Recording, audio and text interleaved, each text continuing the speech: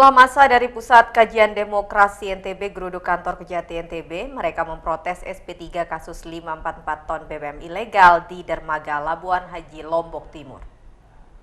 Dengan mendapatkan pengawalan ketat aparat, sejumlah massa dari Pusat Kajian Demokrasi NTB menerobos masuk dan menduduki kantor Kejati NTB. Sempat terjadi ketegangan antara massa dengan sejumlah staf kejaksaan karena dihalang-halangi untuk bertemu pejabat berwenang dan menyampaikan tuntutan mereka. Kedatangan massa Pukat NTB untuk mempertanyakan SP3 kasus BBM ilegal dan menuding adanya konspirasi antara penyidik dengan pemilik 544 ton BBM ilegal jenis solar yang dibawa dua kapal di pelabuhan Labuan Haji, Kabupaten Lombok Timur. Saksi juga sudah terpenuhi saya rasa. Apalagi alat bukti apa lagi yang mau dicari kan begitu. Ya kan? Ini kan sudah ditangkap persoalan ini dan sudah ditetapkan sebagai tersangka. Lalu kembali ditarik lagi ke SP3. Nah apa masalahnya? Alat buktinya sudah terpenuhi kan? Kasih Intelijen Bidang Sosial Kejati NTB Nurholis menerima tuntutan massa dan akan mengajukan upaya pra-peradilan terkait SP3. Bahkan Nurholis meminta demonstran mempertanyakan SP3 tersebut kepada penyidik Polda NTB. Petunjuk itu di sana sini nggak mungkin menunjukkan bilang kopi SP3, nggak ada di dalam petunjuk itu. Nah, SP3 dasarnya apa? 109 ayat 2 KUHP. Pertama, tidak cukup bukti. Itu bukan tindak pidana, itu berhenti demi hukum. SP3 itu akan kita kaji. Apa yang mereka akan kirim ke sini nanti setelah terbit SP3? Namanya resume. Resume itu yang kita teliti. Kita sependapat, oke, kita sependapat, tidak. Ada langkah-langkah hukum lainnya. SP3 kasus BBM ilegal sebanyak 544 ton sudah menjadi konsumsi publik dan berharap proses penanganannya dilaksanakan sesuai mekanisme yang ada tanpa intervensi dari pihak manapun. Dari Mataram, Hari Kasidi, iNews melaporkan. Kita beralih ke informasi lainnya, sopir angkutan desa geruduk kantor Dinas Perhubungan Lombok Timur. Mereka mendesak pemerintah untuk menertibkan jam operasional odong-odong yang melintas di jalan raya. Puluhan sopir angkutan desa mendatangi kantor Dinas Perhubungan Lombok Timur. Mereka mendesak Dinas Perhubungan dan Kepolisian menertibkan jam operasional kendaraan odong-odong karena dianggap merugikan sopir angkutan umum.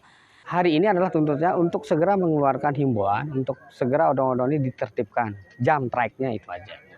Karena kalau itu tidak diindahkan maka hal-hal lain akan terjadi nanti. Karena berbicara aturan sudah jelas mereka sudah salah. Kedatangan para sopir ini diterima sejumlah pejabat Dinas Perhubungan dan petugas dari Satlantas Polres Lombok Timur. Menanggapi tuntutan para sopir Angdes, Kepala Bidang Perhubungan Darat Dinas Perhubungan Lombok Timur, lalu Purwadi Abdullah mengatakan akan segera mengeluarkan surat edaran terkait jam operasional kendaraan odong-odong.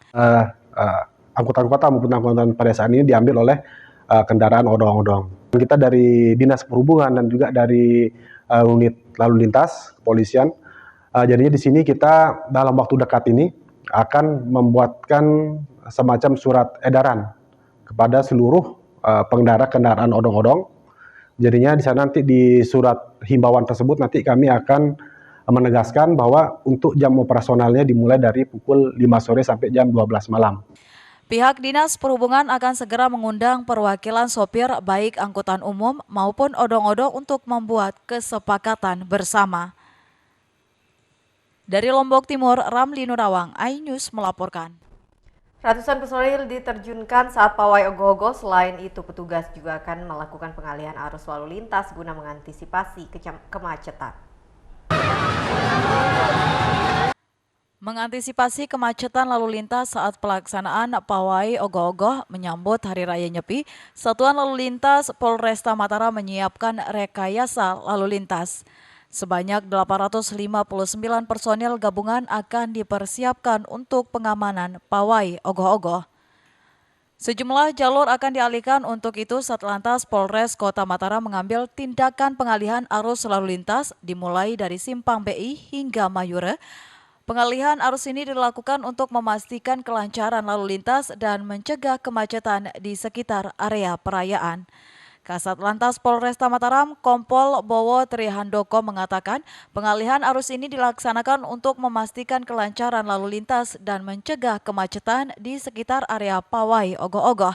Ia berharap masyarakat dapat mematuhi aturan lalu lintas yang berlaku demi keselamatan bersama.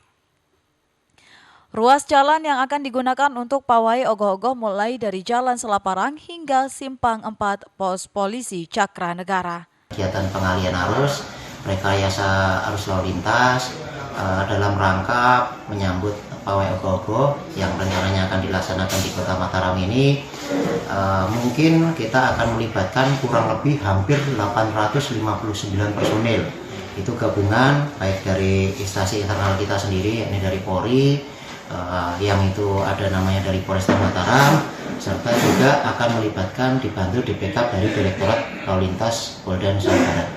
Ogoh-ogoh merupakan patung berukuran besar yang dibuat dari bahan kayu dan dipercayai oleh masyarakat dapat mengusir roh jahat. Patung ini akan diarak oleh umat Hindu pada siang hari menjelang Hari Raya Nyepi.